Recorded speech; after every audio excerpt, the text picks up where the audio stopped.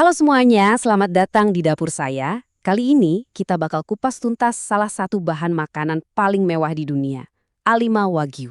Ini bukan cuma daging loh, ini tuh mahakarya kuliner. Dan saya akan tunjukkan ke kalian gimana cara memahaminya. Nah, ini pertanyaan besarnya. Kok bisa sih steak ini benar-benar lumer di mulut? Dan ini bukan kiasan loh, beneran. Dalam beberapa menit ke depan, kita bakal bongkar rahasia di balik tekstur dan rasa Wagyu yang legendaris itu. Jawabannya ada di lemaknya. Unik banget karena titik leleh lemak Wagyu itu lebih rendah dari suhu tubuh kita. Artinya begitu masuk mulut, lemaknya langsung mulai meleleh. Nah, inilah yang kita sebut sensasi lumer di mulut.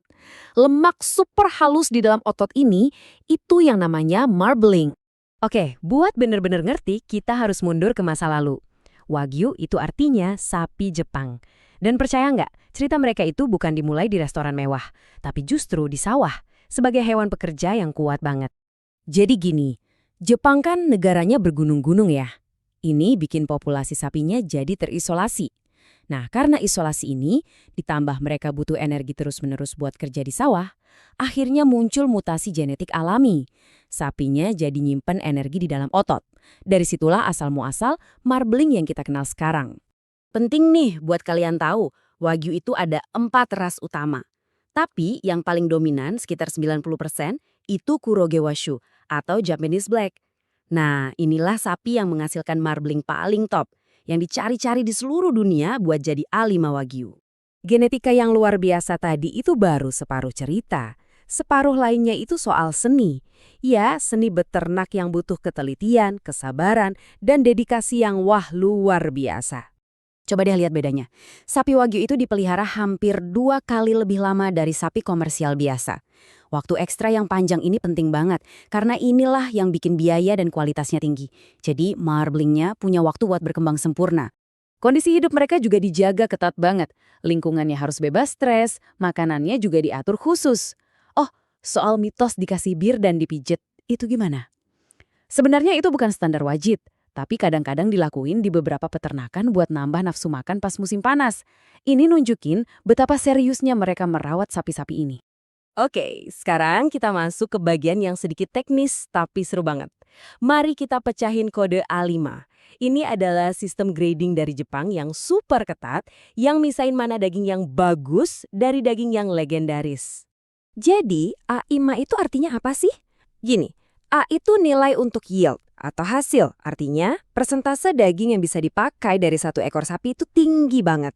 Nah, 5-nya itu nilai kualitas, skor sempurna yang dinilai dari 4 hal, marbling, warna, tekstur, dan kualitas lemaknya. Dan seberapa eksklusif sih peringkat ini?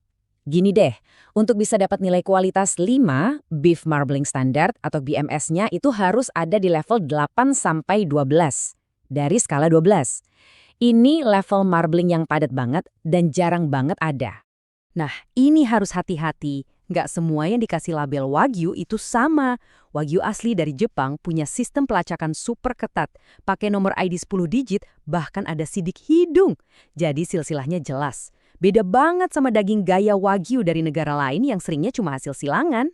Sekarang, bagian yang paling ditunggu-tunggu. Kita ke dapur. Saya akan kasih tahu rahasia para koki buat mengolah bahan istimewa ini. Soalnya, masak Wagyu itu tekniknya beda banget sama steak biasa. Ini tips paling penting. Jangan pernah pakai minyak atau mentega. Daging ini udah punya lemak terbaiknya sendiri. Cukup ambil sedikit potongan lemak dari pinggir steak, taruh di wajan panas, biar dia meleleh dan jadi minyak alaminya. Oke, ini langkah-langkahnya ya. Pertama, biarin daging di suhu ruang dulu.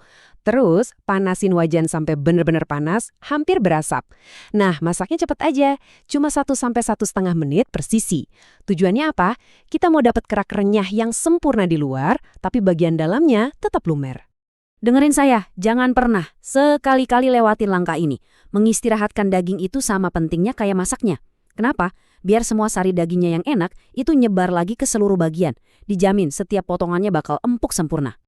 Oke, masaknya udah selesai, tapi pengalamannya belum. Cara makan Wagyu itu juga ada seninya. Ingat, ini bukan soal seberapa banyak, tapi seberapa berkualitas. Lihat deh bedanya di sini. Porsi ideal Alima Wagyu itu jauh lebih kecil, cuma sekitar 100 gram. Kenapa? karena rasanya itu kaya dan intens banget. Kalau kebanyakan, lidah kita bisa capek. Jadi ini soal menikmati setiap gigitan, bukan soal kenyang. Nah, buat menyeimbangkan rasa wagyu yang kaya itu, kalian butuh pembersih lidah yang pas. Anggur merah yang taninnya kuat, sake yang crisp, atau bahkan teh hijau, itu cocok banget. Fungsinya buat motong rasa lemaknya, jadi lidah kita seger lagi buat gigitan selanjutnya. Aturan utamanya, jangan sampai bumbunya nutupin rasa asli dagingnya. Jadi, bumbunya harus minimalis banget. Cukup garam laut yang berkualitas, sedikit wasabi segar, atau sentuhan yuzu kosho. Udah, itu aja. Hindari saus-saus yang berat dan creamy. Dan sekarang kita balik lagi ke sains. Di balik lemaknya yang kelihatan wah itu, ternyata nutrisi wagyu itu mengejutkan loh. Lemaknya itu kayak asam lemak tak jenuh tunggal, terutama asam oleat, jenis lemak sehat yang sama kayak di minyak zaitun. Asam oleat ini juga yang bikin titik lelehnya rendah. Jadi bukan cuma enak, tapi juga lebih baik buat tubuh kita.